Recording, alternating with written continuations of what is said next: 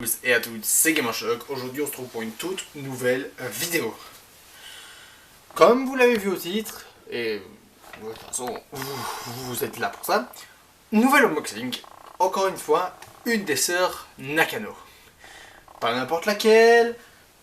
Bon, de toute façon vous l'avez vu, je vais pas arrêter, je vais pas vous faire un suspense de merde, alors qu'il n'y a aucun suspense et que vous savez tous ce que c'est la figurine. C'est bien sûr Yotsuba Nakano.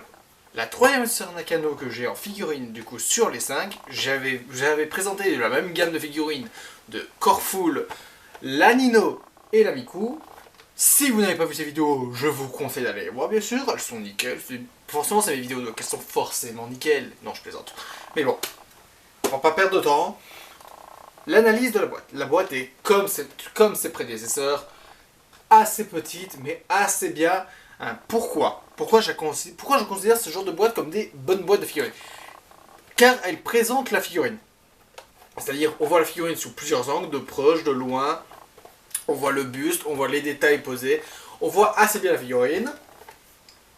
La licence est pas trop mise en avant parce qu'en général, il est juste le titre marqué.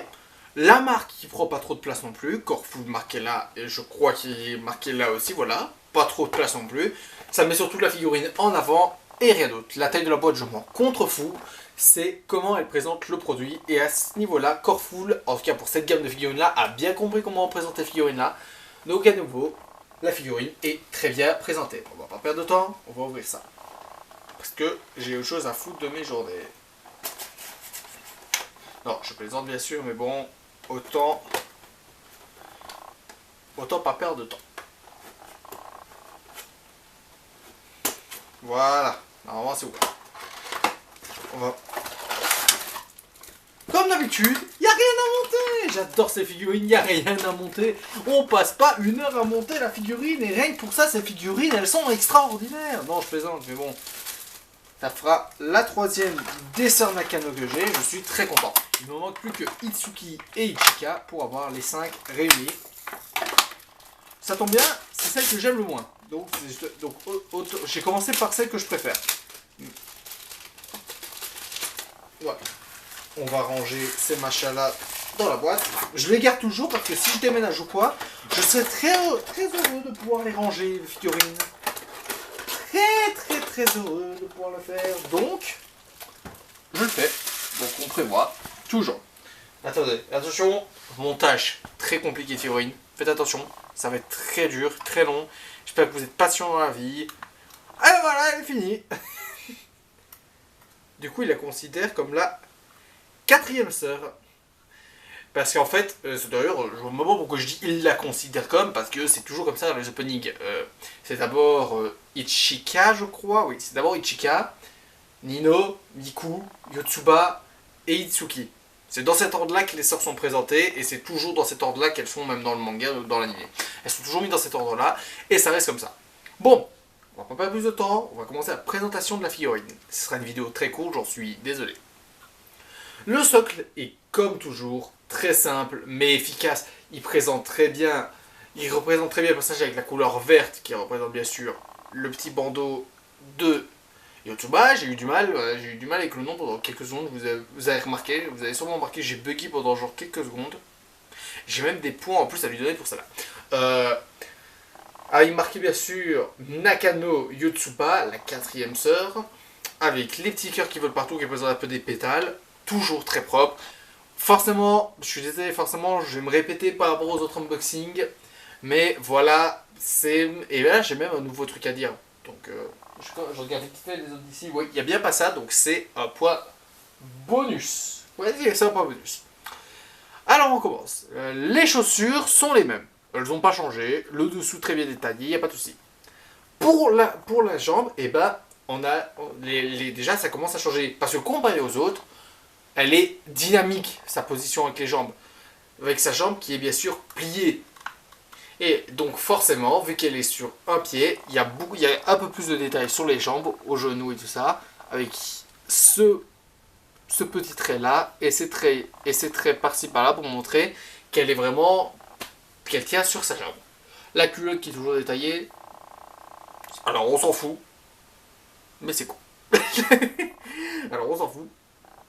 Mais c'est cool. La jupe qui est comme pour ses comme pour les autres sœurs est très bien détaillée. Encore une fois, un petit détail en plus. La jupe là est rentrée. Ça rajoute encore une fois quelques détails sur la figure en plus qu'on ne dit pas non. Alors, c'est à partir du haut du corps vraiment que les changements commencent. Il y a cette veste là qui est comme les autres détaillée, mais elle a un vêtement en plus. Ce vêtement là n'est pas sur les autres.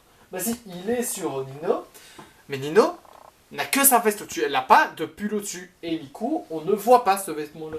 Ou alors on le voit, mais presque pas. Alors que là, il est visible, et donc ça rajoute encore une fois des détails sur la figurine. On voit à chaque fois les petits traits qui continuent et qui font toute la figurine. Là, l'endroit où je suppose où c'est boutonné, quoi, c'est boutonné juste au-dessus. Donc ça rajoute encore une fois beaucoup de détails, ce qui rend la figurine encore plus plaisante.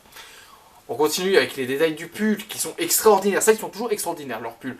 Regardez à nouveau le nombre de points qu'il y a. C'est quelque chose de fou en termes de détails.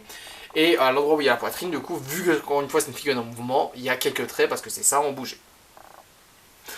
Le ruban, les figurines qui n'ont pas de ruban aussi au cou. Et du coup, regardez-moi ce niveau de taille. Tous les traits sont faits. C'est magnifique en termes de détails. C'est les colorful.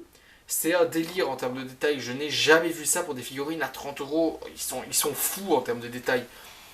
La veste qui à nouveau, c'est encore une fois, je vais le dire, je vais me répéter, mais en termes de détails, c'est incroyable. Tous les plis qui sont faits, il y a tout qui est fait. Il y a tous les traits qui sont possibles, inimaginables, qui sont faits. Le col, il est même détaillé, les gars. Le col du truc est détaillé. Et encore une fois, ils ont tout fait. C'est des tarés. C'est des tarés.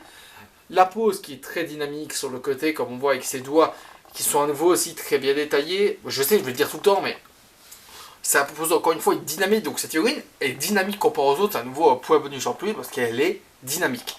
Même si en fait restera Miku parce que c'est Miku ma best waifu, je ne peux pas mentir en disant que la figurine n'est pas dynamique avec la pose et tout ça, ce qui représente très bien le personnage. J'en étais où? Ah oui. Du coup la tête est là. Très bon point positif. L'effet plastique n'y est presque pas. Enfin, s'il y est, mais ici, à l'intérieur, ce qu'on ne verra pas.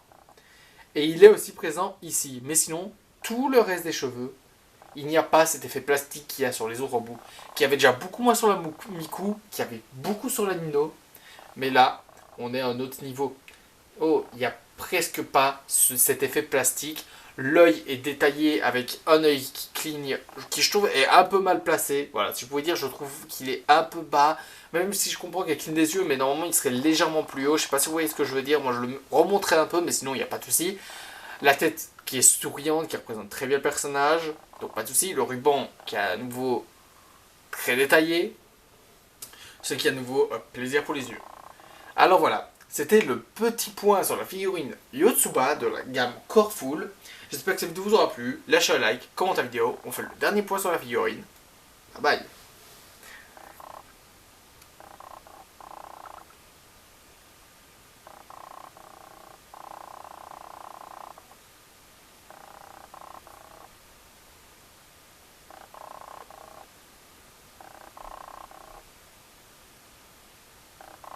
Bye. Mina.